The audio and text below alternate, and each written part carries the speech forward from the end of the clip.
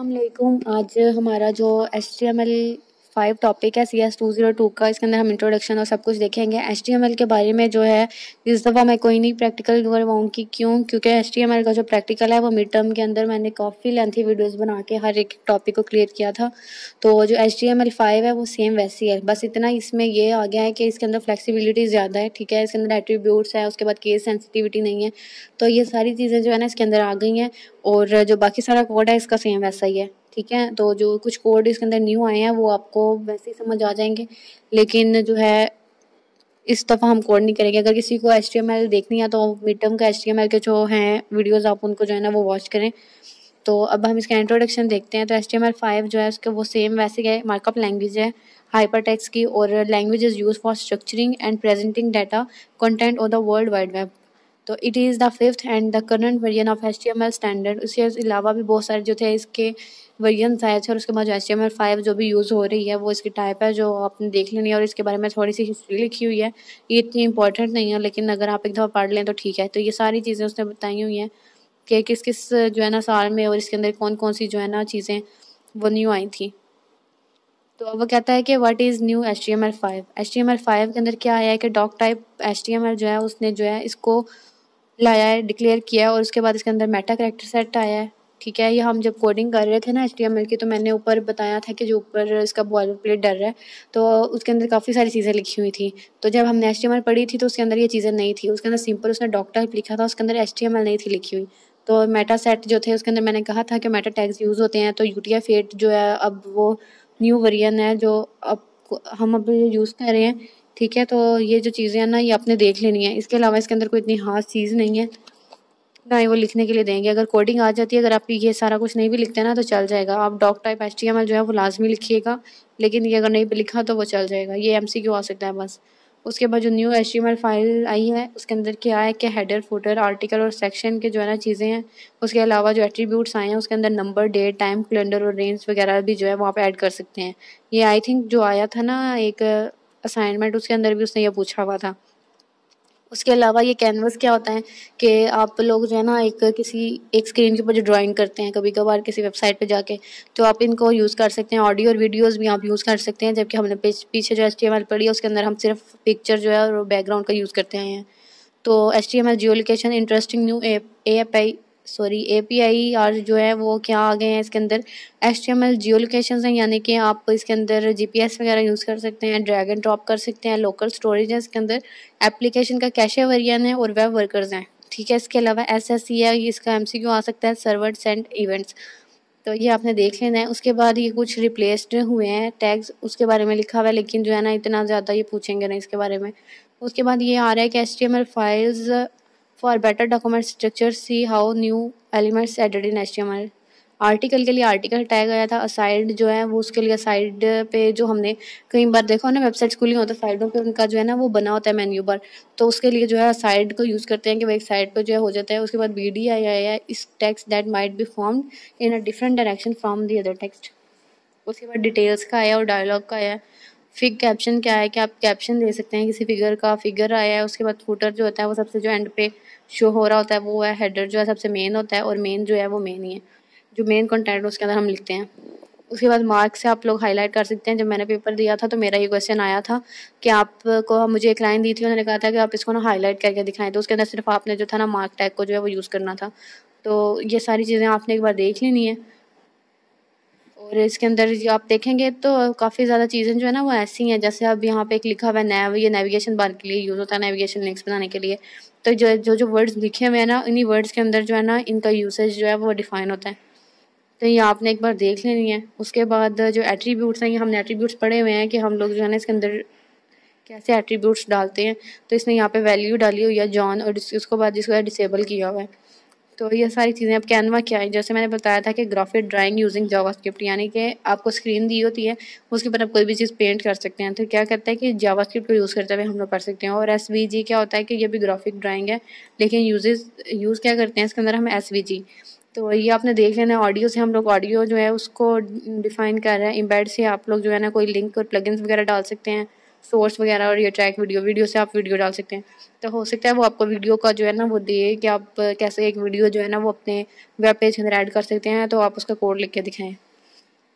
उसके बाद आता है semantic elements clearly describe it meanings to both browser and the web development. उसके बाद कहता है कि semantic is the study of meaning of words and phrase in a language. Semantic elements are elements with a meaning. तो यहाँ पर जो examples हैं इसमें नॉन सिमेंटिक के आपने जो है और सिमेंटिक की जो है एग्जांपल्स है इसको याद कर लेने के। डिव और स्पैन जो है ये नॉन सिमेंटिक है और जो फॉर्म टेबल और इमेज है ये सिमेंटिक एलिमेंट्स है। तो ये देखें जहाँ पे हम ऊपर बढ़ के आए तो हेडर सबसे ऊपर होता है, फिर यहाँ पर नेविगेशन बार है, सेक्शन, और यहाँ पे आर्टिकल है, यहाँ पे फुटर है, और साइड जो है वो सबसे अलग करके जो है ना दिखाता है। तो ये HTML टैग्स के अंदर कुछ सिमेंटिक टैग्स हैं, इसको आपने देख लेना है, ये जो है ना MCQ पूछ सकता है। इसके बाद जो हमने चीज़ देखनी है HTML4 पहले थी जो माइग्रेट किस में की है HTML5 में, और उसमें जो है ना चीज़ें ऐसे चेंज हुई हैं। HTML4 में हम ऐसे लिखते थे और HTML5 में ऐसे आ गया, लेकिन ये पेपर में पूछते नहीं हैं, तो इसलिए जो है ना इसके ऊपर सर खपाने का जो है वो फ़ायदा नहीं है। आर्टिकल टैग के लिए आप सिर्फ एक आर्टिकल का वर्ड यूज़ करेंगे, ठीक है, और उसके अंदर टैग लगाएंगे ये आर्टिकल का, ठीक है, और उसके अंदर जो भी आपने लिखना है वो लिख देंगे। इसके अलावा आर्टिकल टैग में कुछ भी नहीं है।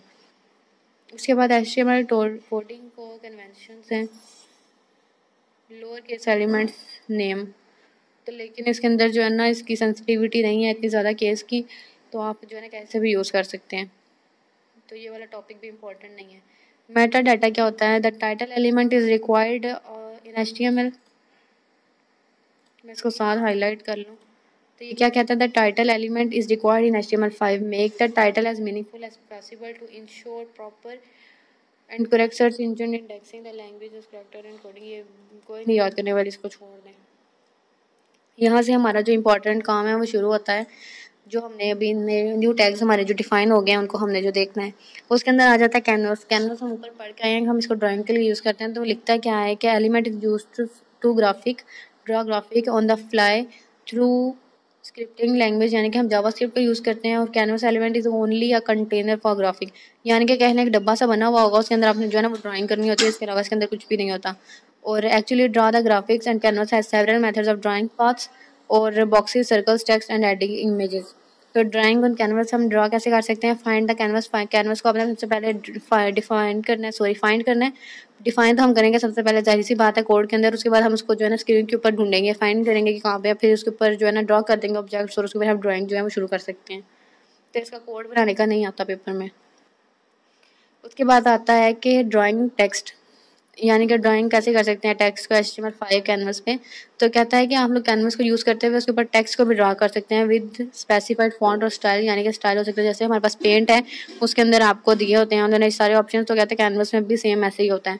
मोस्ट प्रॉपरली मेथड्स आर, तो वो कहता है कि फॉन्ट, फाइल टेक्स्ट और स्टॉक टेक्स्ट, तो ये सारी चीज़ें जो है ना हम इसके अंदर यूज़ करते हैं। उसके बाद आता है HTML5 SVG भी जो है हम लोग ग्राफिक्स के लिए यूज़ करते हैं, लेकिन इसके अंदर जावास्क्रिप्ट यूज़ नहीं होती।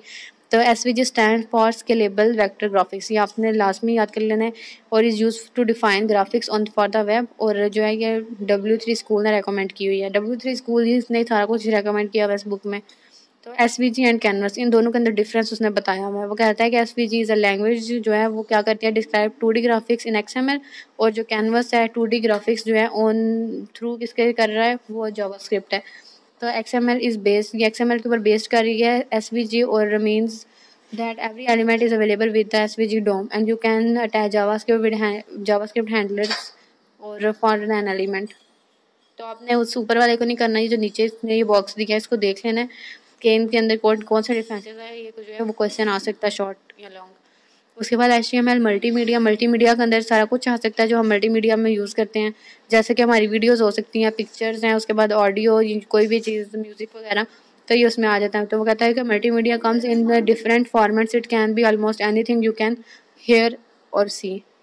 तो उसके बाद आता है मल्टीमीडिया फॉर्मेट्स, उसमें फॉर्मेट्स में क्या है कि साउंड्स हैं और वीडियोज़ हैं, तो ये बहुत कॉमन चीज़ें हैं, तो इसका भी हम यूज़ कर सकते हैं। उसके बाद कहता है कि वीडियो फॉर्मेट, ये जो है ना ये इंपॉर्टेंट है। वीडियो के कितने फॉर्मेट हैं, एक के अंदर जो है .OGG है, एक .WebM है और एक .MP4 है। ठीक है, जो MP4 से जो है ना MP4 बनी है। तो इनके जो डिस्क्रिप्शन वगैरह लिखे हुए हैं, लेकिन आपने ये 3 जो है फॉर्मेट वीडियो के वो याद कर लेने हैं। उसके बाद ये 3 जो हैं ये ऑडियो के फॉर्मेट हैं .mp3 .owg और .wav। तो इन सारी चीज़ों को भी आपने एक दफ़ा देख लेना है। उसके बाद HTML वीडियो हम कैसे लगाते हैं, सेम ऐसे ही जहाँ पे हम पहले इमेज लगाते थे वहाँ पे टैग लगाते थे, वहाँ पे हम वीडियो टैग लगाएंगे। विड्थ भी दे सकते हैं, हाइट और कंट्रोल्स भी दे सकते हैं। ठीक है, कंट्रोल्स कैसे दे सकते हैं कि वो ऑटो प्ले हो जाए, जैसे भी हम उसके ऊपर होवर करेंगे या फिर ऐसा कुछ भी, तो जो है ये सेम बिल्कुल वैसा ही है। उसके बाद क्या कहता है कि your browser does not support the video tag, लेकिन ये पुरानी बातें आप सारे सपोर्ट कर रहे होते हैं। तो अब HTML वीडियोस ऑटो प्ले, यानी कि जैसे ही वो हम लोग वेब पेज स्क्रॉल करें तो कुछ वीडियोस अपने आप ही चल रही होती हैं, तो वो कहता है कि ऑटो प्ले भी जो है ना वीडियोस कर सकती हैं। उसके बाद कहता है कि ब्राउज़र सपोर्ट है, इसके अंदर ये चीज़ें लिखी हुई हैं, आपने सिर्फ इनके यूजेस पढ़ लेने, पेपर में जब आए ना तो इसका पता लग जाता है। तो लोड क्या कर देता है, रीलोड कर देता है, प्ले जो है वो चला देता है, पॉज रोक देता है, कैन प्ले टाइप और ये सारा कुछ। उसके बाद यहाँ पे प्रॉपर्टीज़ भी हैं, वो सारी जो हैं वो देख लेनी है और ये सारा कुछ ज़रूरी नहीं है। उसके बाद जो HTML का ऑडियो एलिमेंट है, इसके अंदर भी आपने सिर्फ ऑडियो कंट्रोल्स बताने हैं और सेम वैसे ही इसके अंदर जो है ना सोर्स के साथ जो है लिंक जो है वो आपने डाल देना है। जो वीडियो टैग था उसके अंदर भी जो है आपने वीडियो का देखे, इसने देखे इधर सोर्स लिखा हुआ है, तो आप इसके साथ इसका सोर्स और .mp4 की फाइल जो है वो उसके अंदर इम्बेड कर सकते हैं। तो इसके बाद आ सकता है there are also DOM events that can notify when an audio begins to play और इज पॉज, यानी कि जैसे कि हम देख सकते हैं ना कि वीडियो अपने आप चल रही है, कुछ वीडियोस रुकी होती हैं, उनका सिर्फ थंबनेल नज़र आ रहा होता है। तो कहते हैं कि ऑडियो के लिए भी आप ऐसे कर सकते हैं, तो ये आपकी मर्ज़ी है। तो इसने यहाँ पे कुछ बताई हुई हैं, ये देख सकते हैं। उसके बाद HTML हेल्पर्स हैं। Helpers applications are computer programs that extend the standard functionality of a web browser. Helper applications are also called plugins. Plugins की definition आ सकती है, ये देख लेनी है।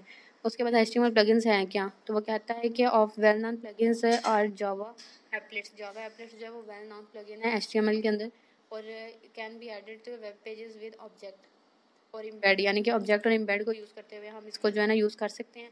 और can be use for many purposes, यानी कि डिस्प्ले के लिए, डिस्प्ले मैप्स के लिए, स्कैन करने के लिए, वेरीफाई और बैंक आईडी, इन सब चीज़ों के लिए जो है कर सकते हैं और ये स्कैन भी कर सकते हैं हमारी चीज़ को। उसके बाद ऑब्जेक्ट क्या है, ये supported by all browsers. Object जो है वो तमाम ब्राउजर जो है सपोर्ट करते हैं और इसके अंदर वीडियो भी आ जाती है, वो उन्होंने वैसे ही लिखा हुआ था। तो defines N embedded object with in HTML document. Embedded क्या है, embedded element is also supported in also major browsers। उसके बाद also defines embedded objects within HTML object। इसके अंदर ही इसकी definition जो है ना समझ आ जाती है। जियो लोकेशन क्या करता है कि ये हमारी जो है ना GPS की तरह काम करता है। तो ये क्या करता है कि एक्यूरेट बता देता है लोकेशन के कोई बंदा कहाँ पे है, तो ये इसके लिए यूज़ किया जाता है। इसके अलावा क्या है, handling errors and rejections. Second parameter of get current position method is use to error the handle the error, sorry. तो आगे आ रहा है कि display the result in a map, यानी कि अपने मैप के ऊपर जो है रिजल्ट डिस्प्ले करना उसके लिए यूज़ हो सकता है। लोकेशन स्पेसिफिक इन्फॉर्मेशन इस यहाँ पे फिर उसने जियो लोकेशन को ऐड कर दिया। तो कहता है geo location is very useful for location specific information. Up to date local information वो बता देता है, showing points of interest near the users. और उसके बाद क्या करता है कि टर्न बाय टर्न नेविगेशन, यानी कि GPS वगैरह इसमें ऐड है। उसके बाद इसके अंदर हम ड्रैग एंड ड्रॉप भी कर सकते हैं HTML5 को यूज़ करते हुए। उसके लिए आपने क्या करना है कि सिर्फ इमेज लिख के अगर draggable is equal to true कर देना है तो वो उसके बाद ड्रैग हो जाएगी। उसके बाद where to drag, on drag जो है ओवर, ये सारी चीज़ें भी यूज़ होती हैं लेकिन ये पेपर में नहीं आती। टू ड्रैग और वेयर टू ड्रॉप, ये 2 ऑप्शन हैं ड्रैग ड्रॉप में। तो कहता है कि मेक एलिमेंट्स ड्रैगेबल और हैंडल ऑन ड्रैग स्टार्ट। उसके बाद क्या है, हैंडल ऑन ड्रैग ओवर और उसके बाद हैंडल ऑन ड्रॉप। ये दोनों सेम है लेकिन इनके अंदर दोनों के अंदर वर्डिंग बस चेंज है। HTML के अंदर जो लोकल स्टोरेज है वो क्या है, with local storage web application can store data locally with in the user's browser. Before HTML5 application data has to be stored in cookies included very server request. वो कहता है कि ये बहुत ज़्यादा सिक्योर है। लार्ज अमाउंट ऑफ डाटा, यानी कि 5 MB तक का डाटा हम लोग लोकली स्टोर कर सकते हैं। Information is never transferred to the server. Then हम आगे देखेंगे कि लोकल स्टोरेज के लिए ऑब्जेक्ट कौन से हैं। लोकल स्टोरेज के लिए जो ऑब्जेक्ट्स हैं, can store the data with no expiration date, यानी कि ये डाटा जो हम उसके अंदर 5 MB का स्टोर करते हैं वो कभी एक्सपायर नहीं होता, यानी डिलीट नहीं होता जब तक हम वो डिलीट नहीं करते। और will not be deleted when the browser is close, यानी कि जब हम ब्राउजर को क्लोज करते हैं तब भी डिलीट नहीं होता। और available for next day, week और ईयर, जब तक हम डिलीट नहीं करते तब तक ये उधर ही रहता है। उसके बाद है कि ऐप कैशे क्या होता है। HTML5 इंट्रोड्यूसेस ऐप के application cache which means that a web page application is cached.